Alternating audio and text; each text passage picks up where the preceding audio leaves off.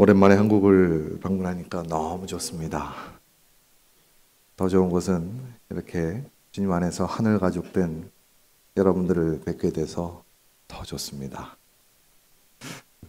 제가 한국에 오기 전날 밤에도 조금 잠을 설쳤는데 어제는 더 설쳤어요. 제 안에 설레는 마음이 있어서 그런 것 같습니다.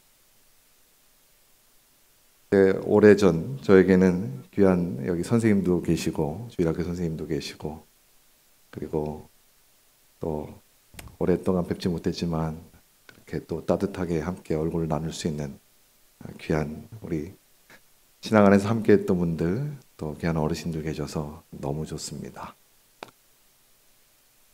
제가 한국을 좀 오랜만에 방문했습니다. 한 5년 되어서 왔는데요.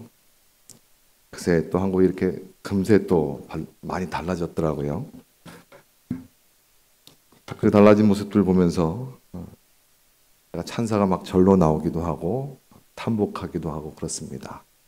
그러면서도요. 또 반면에 발전한 모습 때문에 제가 당황스러운 일도 꽤 여러 번 겪었어요. 그 중에 몇 가지만 좀 소개해 본다면 제가 오자마자 기차를 좀 타야 될 일이 있어서 예매를 하려고 하는데 계속 저를 인증하라고 그래요. 예매를 못했습니다. 저를 인증할 방법이 없어서. 또 그래서 차를 좀 빌려서 다녔는데 이 길거리에 웬 카메라가 그렇게 많습니까? 예전에도 그랬나 싶어요. 그리고 차에서는 계속 내비게이션이 소리를 냅니다. 계속 떠들어대고.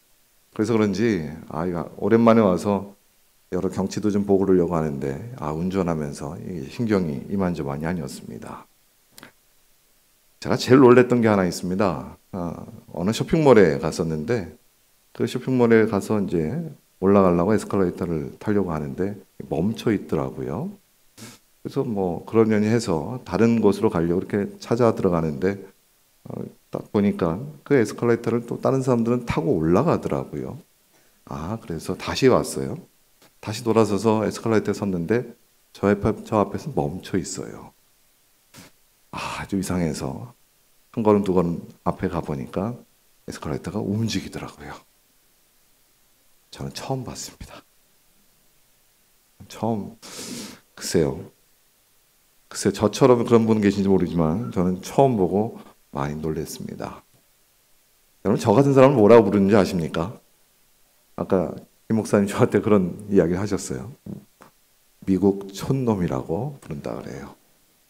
그래도 제가 이 춘천 도시에 살았던 사람이고 또 서울 또 도시에 살았던 사람인데 그렇습니다.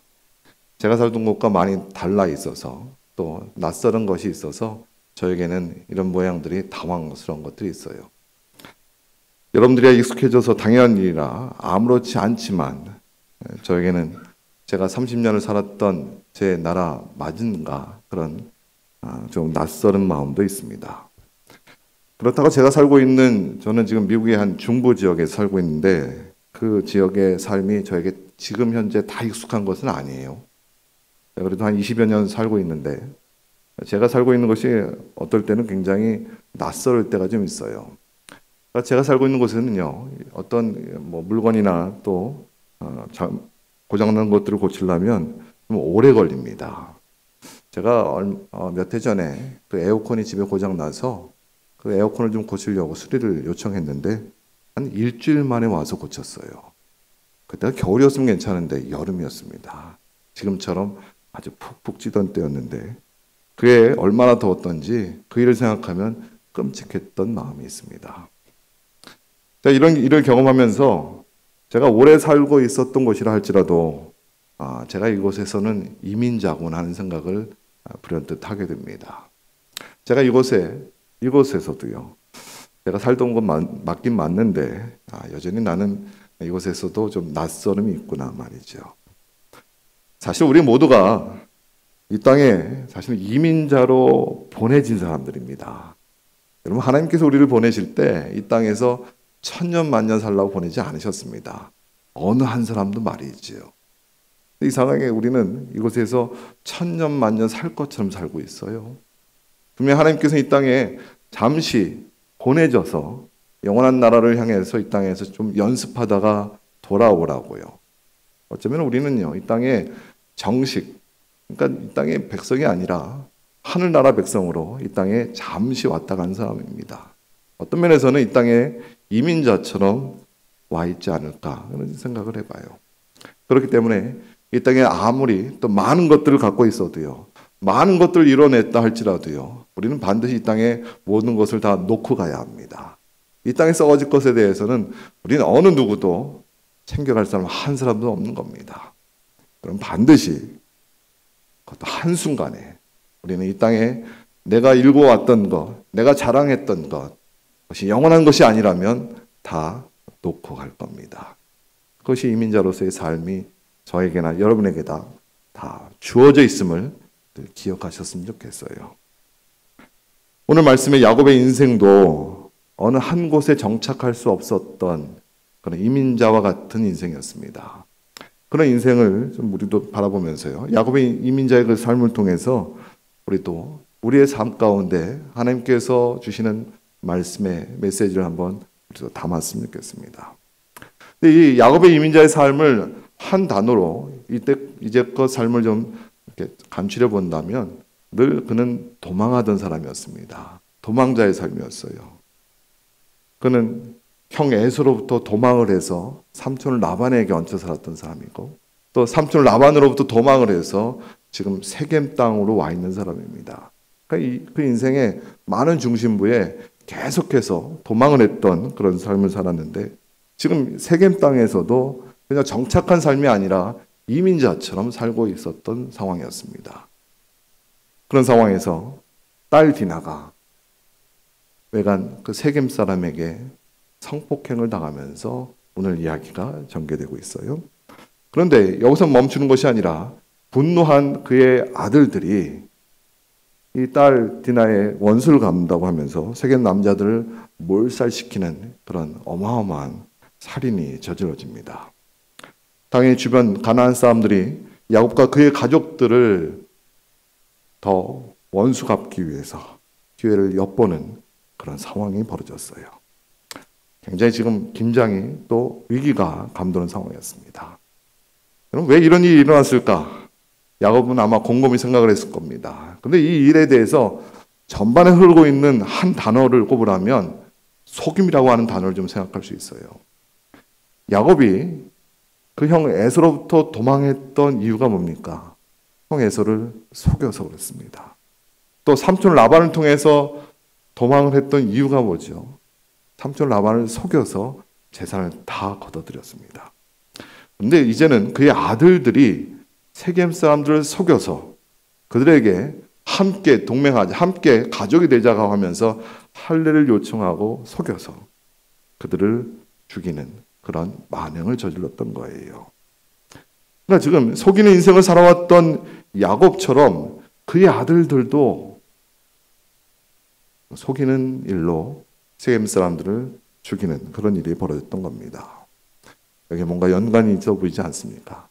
그 아버지의 그 아들들 말이죠.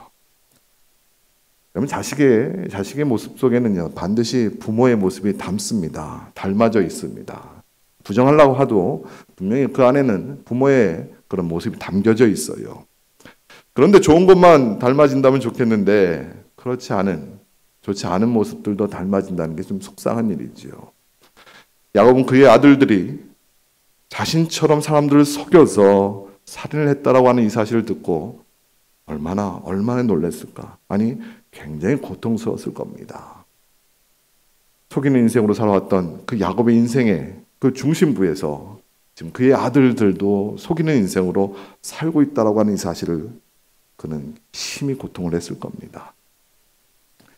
여러분, 부모에게 자녀들이, 또 어른 세대에게 다음 세대가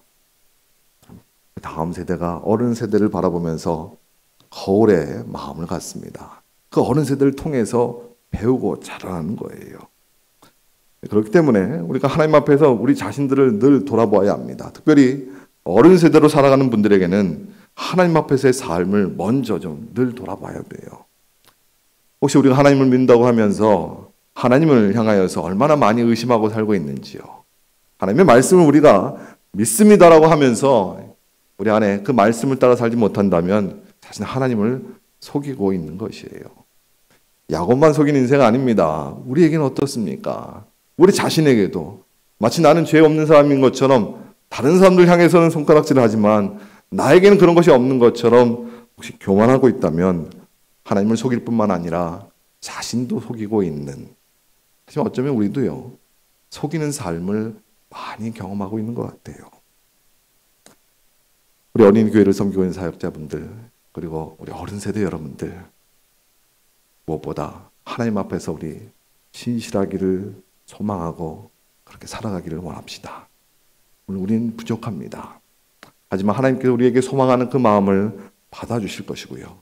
우리 또한 하나님 앞에서 진실할 수 있는 길이 어떠한가 주님을 쫓아 배워가는 여러분 되셨으면 좋겠어요. 오늘 말씀 속에 그 길이 무엇일까 한번 살펴보겠습니다.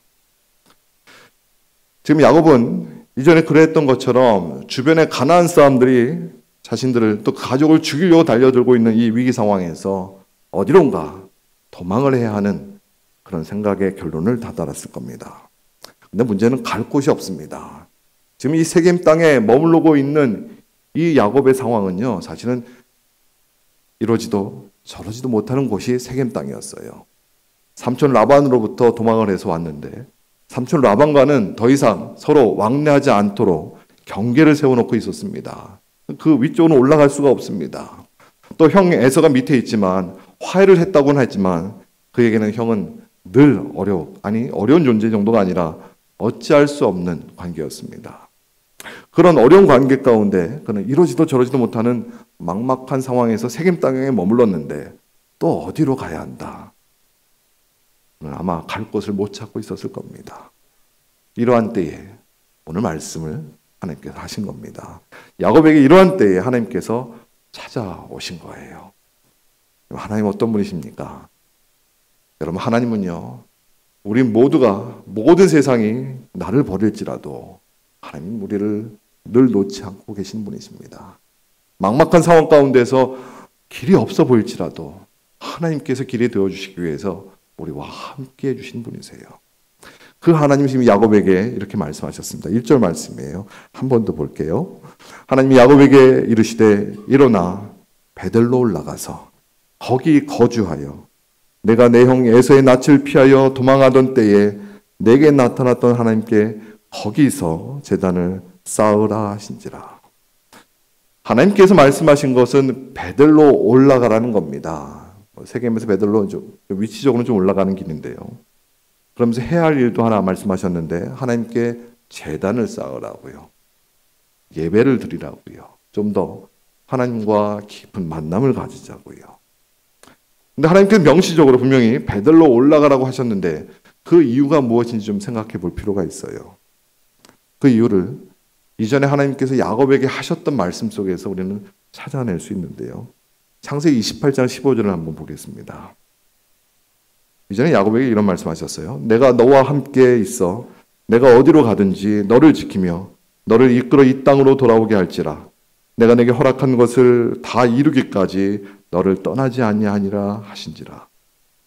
이 베델은 말씀을 여러분들이 쭉 묵상하셨다면 야곱이 형 에서로부터 도망하다가 잠을 청했던 곳입니다. 그 빈들에서 꿈에 하나님의 천사들이 사닥다리로 오르락내리락 하는 것을 보면서 그 하나님께서 말씀하신 그 음성을 듣고 하나님의 축복의 약속을 받았던 곳이에요.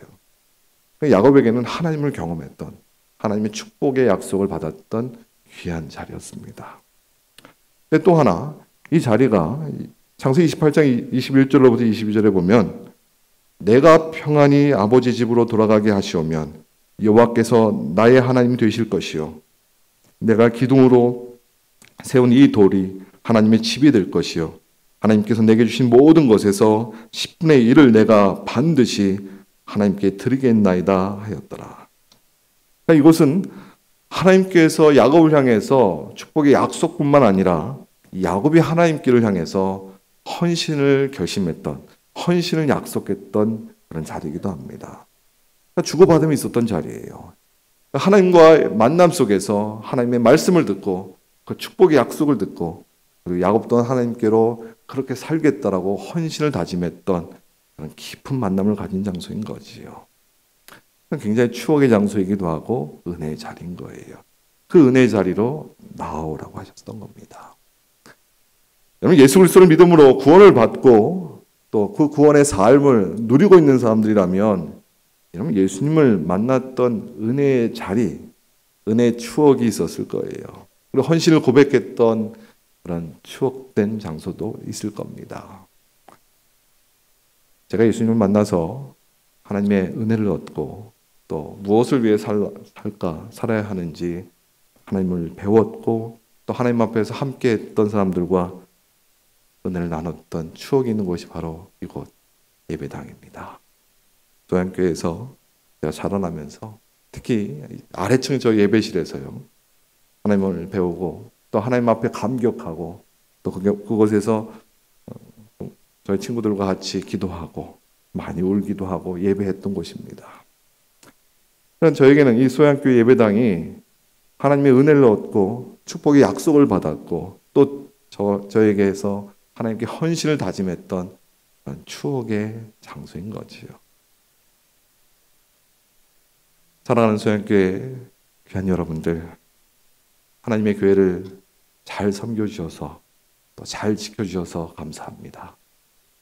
저처럼 이렇게 멀리서 또 고향교회를 향한 마음을 갖고 있는 이들에게는 하나님의 교회, 고향교회가 든든히 세워져 가는 것이 얼마나 자랑스러운지 모릅니다. 그 자랑스러움이 그저 육신에 대한 마음 정도가 아니라 하나님께서 배우게 하시고 자라게 하셨던 그곳이 또 많은 이들, 특별히 이곳에 많은 다음 세대이들이 하나님을 배우고 자라서 하나님의 일꾼으로 세워지는 것을 저 또한 꿈꾸고 기도할 겁니다.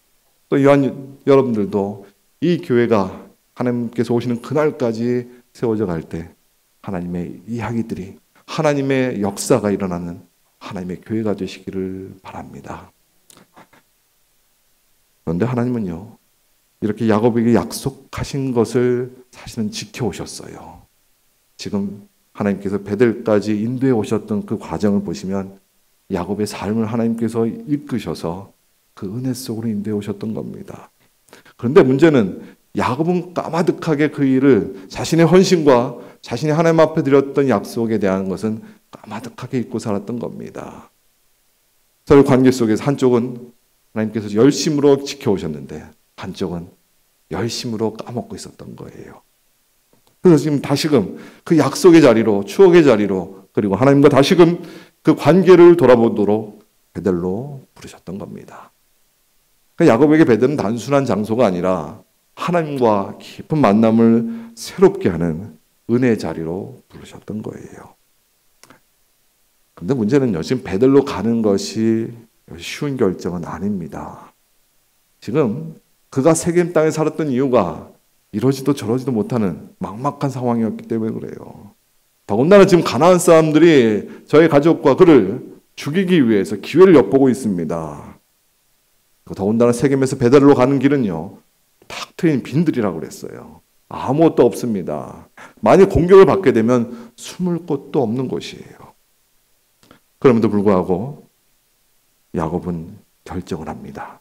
그 말씀이 3절에 포함되어 있는데요, 이렇게 말씀하세요. 우리가 일어나 베델로 올라가자. 우리가 일어나. 사실은 야곱뿐만 아니라 그의 가족들이 다 막막한 상황이었을 겁니다. 무슨 쉬운 결정 정도가 아니라 상황적으로 볼 때는 지금 앞으로의 상황을 예측해 본다면 대단히 위험한 결정입니다. 그럼에도 불구하고 베델로, 일어나서 베델로 올라가자. 분명하게 야곱이 주장하고 있는 거예요.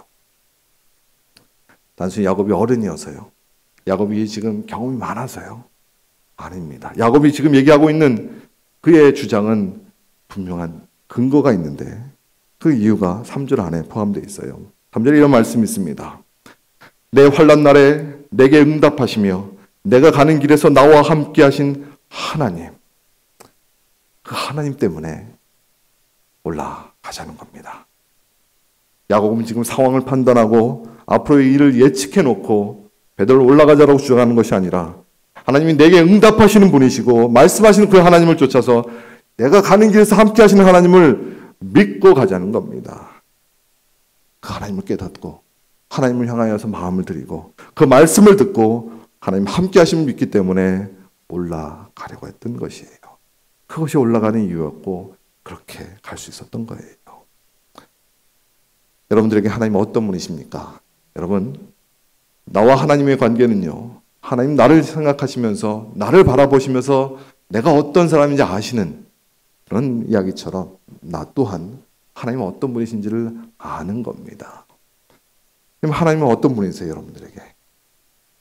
여러분, 한 번이라도 나에게 말씀하시는 하나님, 나와 함께 하시는 하나님을 여러분 경험한다면 우리 인생은 달라질 수밖에 없습니다. 여러분, 하나님의 말씀이라고 하는 것은 그저 어떠한 여타한 다른 관계에서 일어나는 말씀이 아니라 나를 완전히 아시고 나의 인생에 주도하시고 나의 모든 것을 이루시는 하나님께서 말씀하시는 거예요. 그 말씀이 한 말씀이라도 내 안에 담겨진다면 그 말씀으로 우리는 믿음의 길로 나아갈 수 있기 때문입니다. 성경은 로마서 10장 17절에 이런 말씀이 있습니다. 믿음은 들음에서 나며 들음은 그리스도의 말씀으로 말미암는다고 말씀하셨어요. 무슨 말씀이에요? 여러분, 믿음의 삶은요, 누구를 향하느냐가 가장 중요합니다. 방향이 중요합니다. 믿는다고 하는데 엉뚱한 걸 믿으면 믿음이 아닙니다.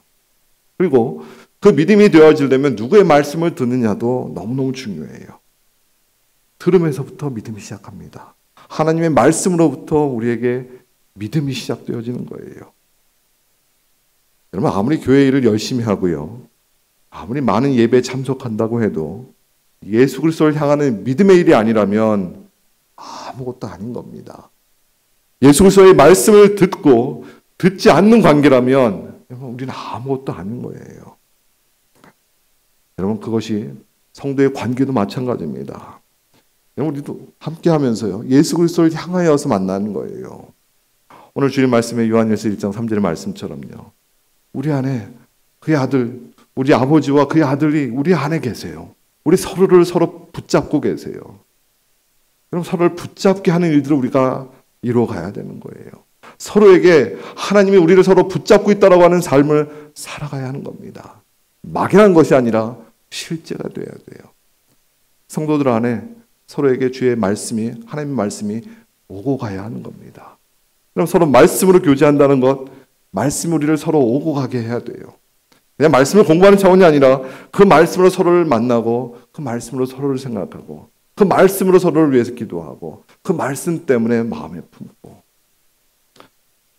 비단 주일학교, 우리 어린이 교회에서만 선생님들이 아이들에게 말씀을 전하고 선생님들 그 말씀으로 아이들과 함께하는 정도가 아니라 교회가, 우리의 삶이, 우리의 모든 관계가 그래야 합니다.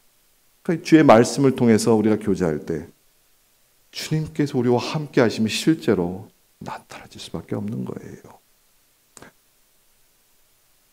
아까 주일 예배 드리면서 영아부 아이들이 말씀을 암송하던 모습을 보았는데요. 제가 주일학교 때 여기서 지내면서 그때 우리 선생님들의 열심 때문에 또 암송을 꽤 했던 것 같아요. 그 중에 제가 그때 이렇게까지 했던 것 중에 하나가 옛날에 창세기 1장을 다 외워지게 한 적이 있었어요. 오늘 여기 제가 못 뵀는데 김정숙 권사님, 저한테는 그때 선생님이셨습니다. 창세기 1장을 다 외우자고 그러셨어요. 그때 아마 중학교, 초등학교 한 4학년 뭐 이 정도 됐던 것 같아요. 보기보다 그때 좀 장난스러웠습니다. 당연히 안 할 거예요. 당연히.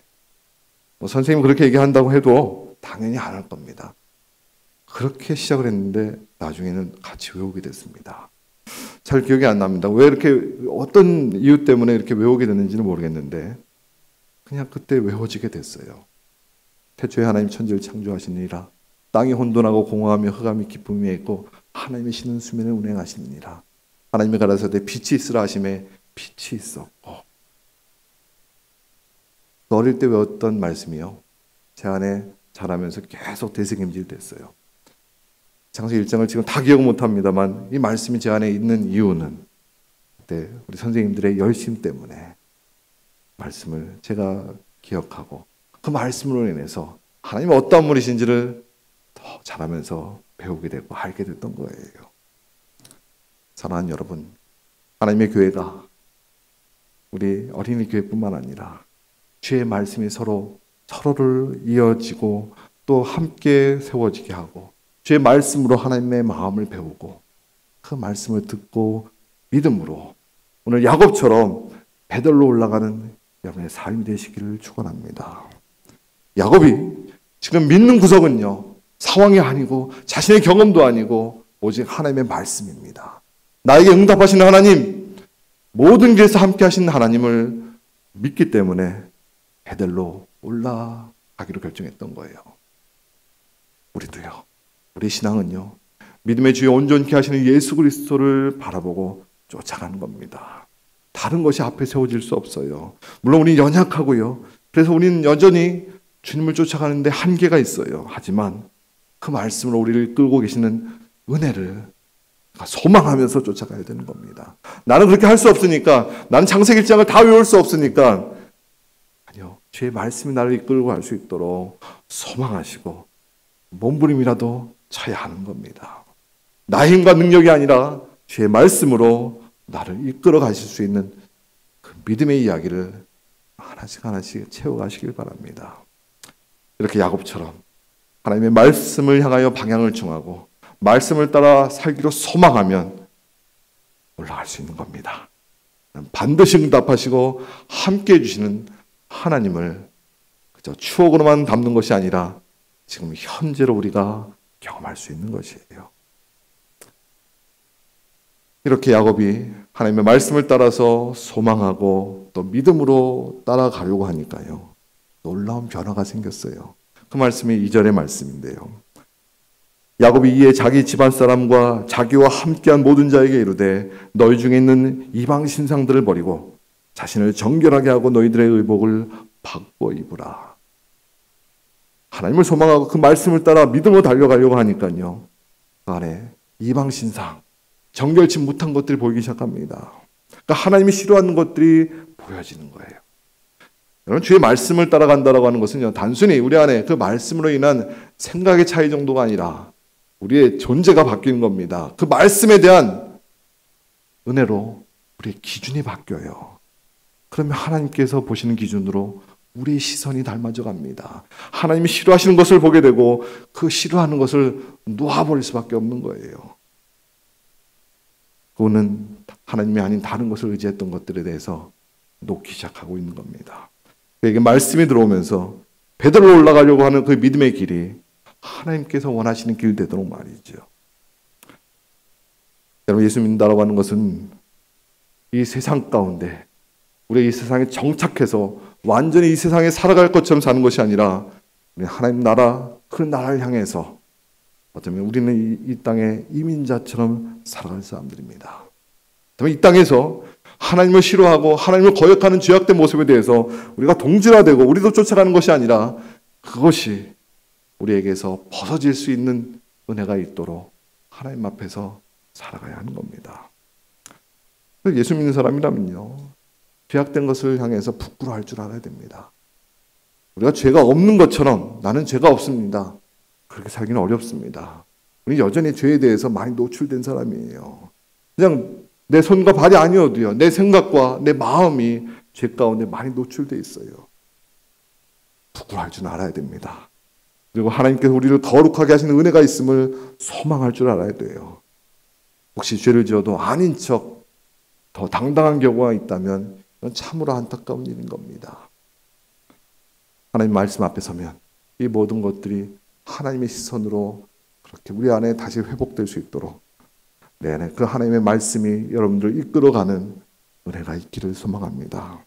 내 안에 하나님보다 더 의지했던 것들이 보여지고 그 하나님보다 높아져 모든 것들을 내어놓을 수 있는 은혜의 길이 여러분에게 있길 바랍니다. 그래서요, 하나님의 말씀을 앞에 두고 가까이 하는 사람이 복이 있습니다.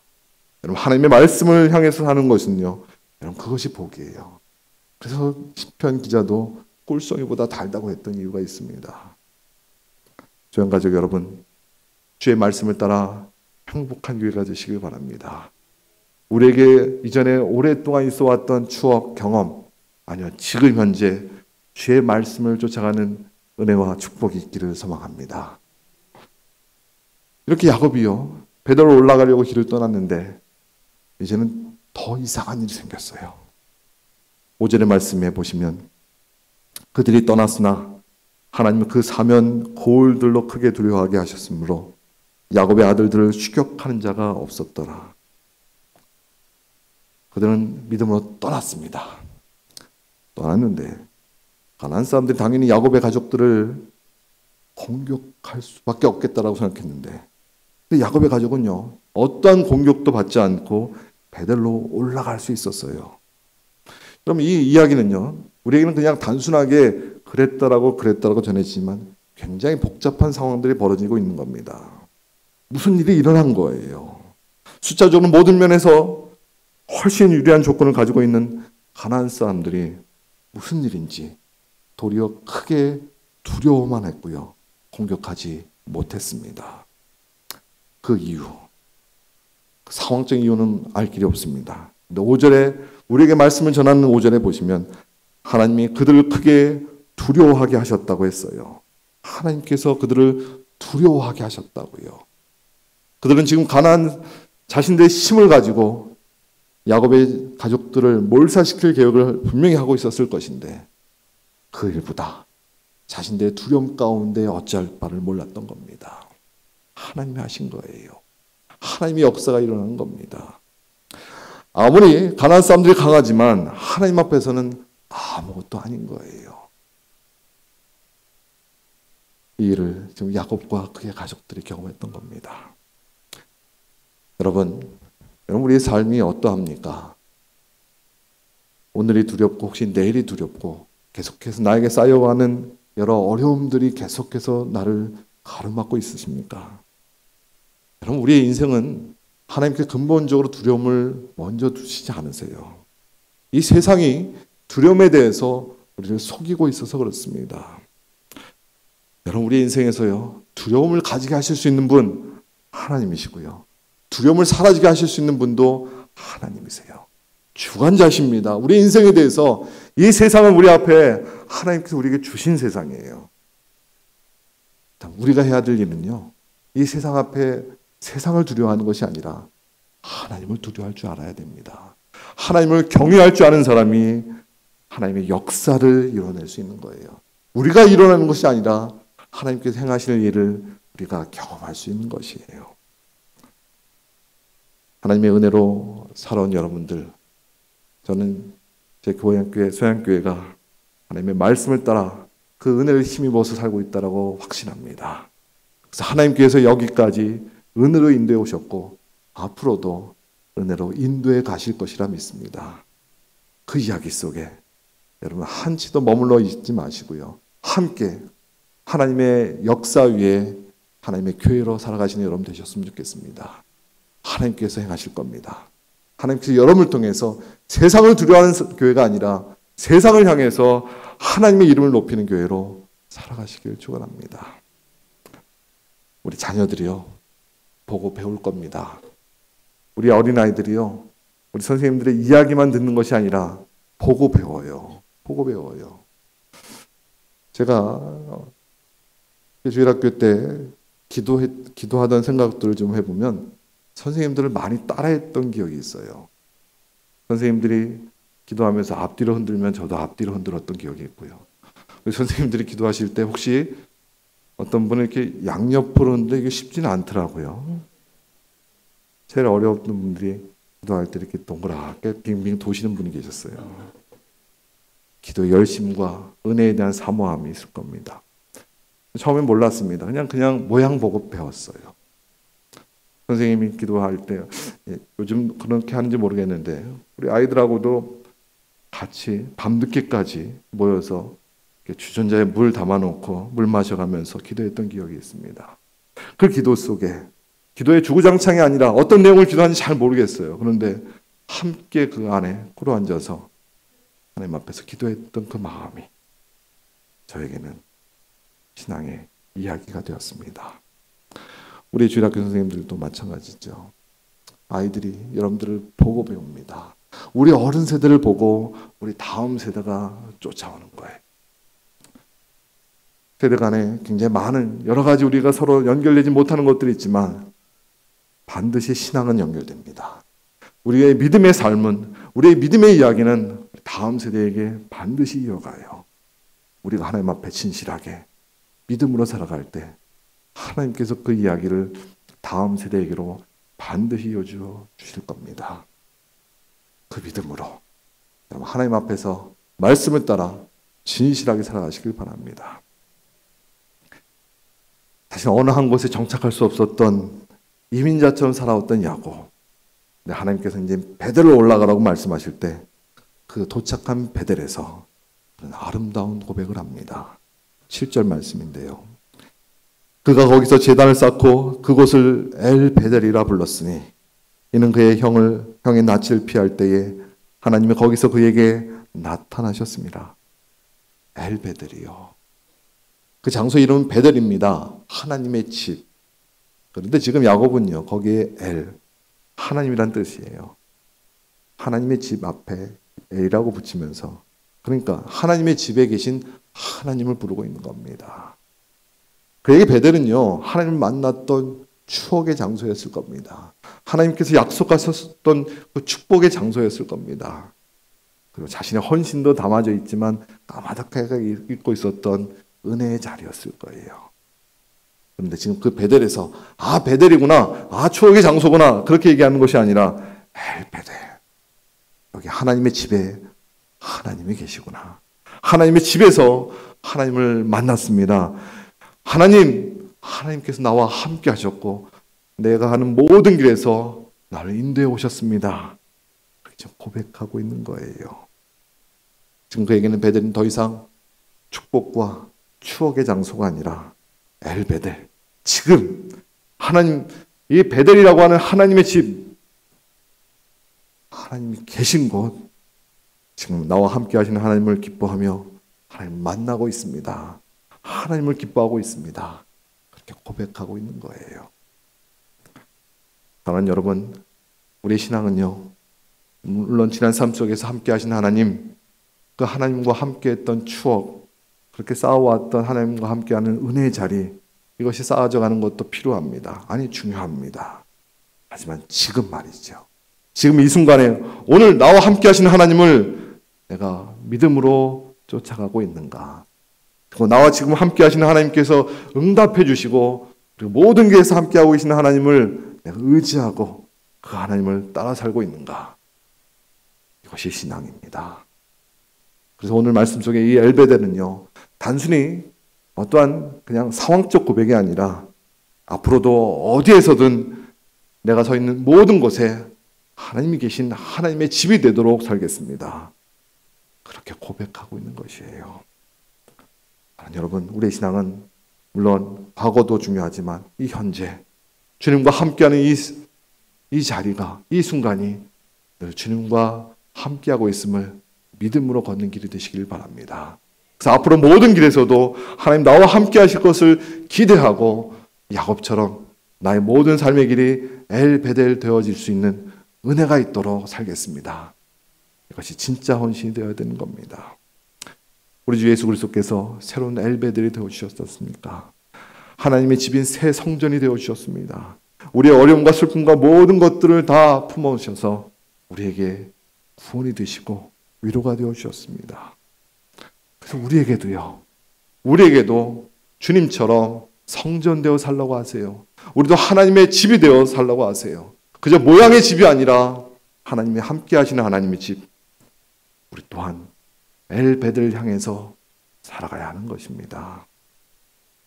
그것은 과거의 이야기 정도가 아니라, 그저 베델을 추억하는 정도가 아니라, 제가 이 소양교회 예배당을 추억하는 정도가 아니라 제 모든 삶이 하나님 앞에서 엘 베델 되도록 지금 서 있는 이곳에, 또 앞으로의 모든 서 있는 곳에 하나님의 집이 되도록, 하나님 함께 하시는 집이 되도록 예수 그리스도를 따라가는 저와 여러분 되시기를 축원합니다. 여러분, 우리의 신앙은 다른 것이 없습니다. 주님께서 나와 함께 하심을 날마다 경험하는 거예요. 날마다 그 말씀이 나를 이끌고 나와 함께함을 경험하는 겁니다. 우리 아이들, 이 어른 세대를 통해서 우리 다음 세대가 하나님을 배우고 하나님을 기뻐하고 하나님께서 어떠한 분이신지를 그들 인생 가운데 더 새롭게 알아갈 수 있도록 우리 귀한 선생님들, 어른 세대 여러분들 축복의 통로가 되어주시길 바랍니다. 우리가 축복받는 것은요, 우리 다음 세대가 축복을 받는 겁니다.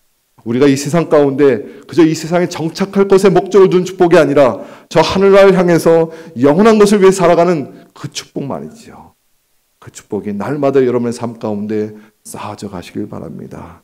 그러기 인해서 주의 말씀을 여러분 가까이 하시기 바랍니다. 하나님의 교회가 서로 말씀으로 서로 왕래하는 교회가 되길 바랍니다. 말로만 가르치는 통로가 아니라 여러분 하나님을 향해서 먼저 우리가 진실하게 하나님의 말씀을 따라가는 저와 여러분 되시길 바랍니다. 우리 신앙 지금 현재입니다. 그리고 앞으로 주님께서 이 현재를 통해서 날마다 우리를 엘베드로 이끌어 가실 것을 소망하시길 바랍니다. 우리가 주님과 함께 방향을 맞추고 주님께 주시는 그 말씀을 가까이 함으로 주님께서 나와 함께 하시는 삶의 길이 얼마나 복되고 기대가 되는지 여러분 그 믿음으로 날마다 엘베드로 올라가시는 귀한 여러분 되시기를 축복합니다. 여러분 하나님은 여러분에게 어떤 하나님이십니까? 날마다 여러분들에게 늘 답이 될 수 있도록 나에게 응답하시는 하나님, 언제나 나와 함께 하시는 하나님, 그리고 우리 어린이 학교, 어린이 교회에게 우리 선생님 통해서 여러분들 통해서 자라나는 교회, 그런 미래가 있는 교회, 하나님의 비전이 이끌어가는 교회 되어지기를 축복합니다. 기도하겠습니다.